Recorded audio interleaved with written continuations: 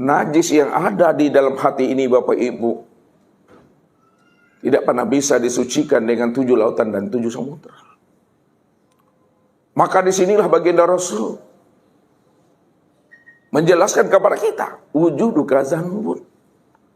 Adanya pengakuan dirimu itu, yang merasa dirimu itu ada dan bersifat, merasa mulia, merasa suci, merasa lebih daripada yang lain, itu adalah dosa. Yang dosanya itu